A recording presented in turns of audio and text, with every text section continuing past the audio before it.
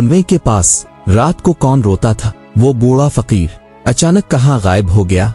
और इस रात लोगों ने आखिर ऐसा क्या देख लिया था? नूराबाद की सर्द रात थी। बाजार तकरीबन बंद हो चुका था।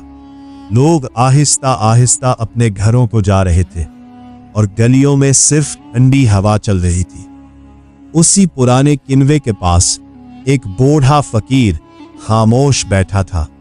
उसके कपड़े पुराने और फटे हुए थे और हाथ में एक लकड़ी का पुराना ऐसा था। लोग उसके पास से गुजरते मगर कोई उसकी तरफ देखता भी नहीं था।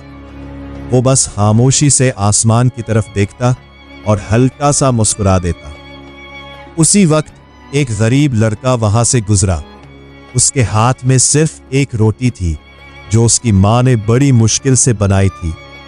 लड़का चंद लम्हे रुका, फिर आहिस्ता से फकीर के करीब गया और बगैर कुछ कहे अपनी आधी रोटी उसके सामने रख दी। फकीर हैरान रह गया। उसने कांपती हुई आवाज में कहा, बेटा, तुमने अपनी भूख से ज्यादा मेरे दर्द को अहमियत दी है।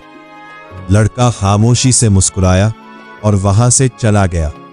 मगर अगली सुबह पूरा नूराबाद हैरान था, क्योंकि उस पुराने किनवे के पास सोने के सिक्के पड़े थे और साथ एक छोटी सी पर्ची जिस पर लिखा था, रहम करने वालों को अल्लाह कभी तना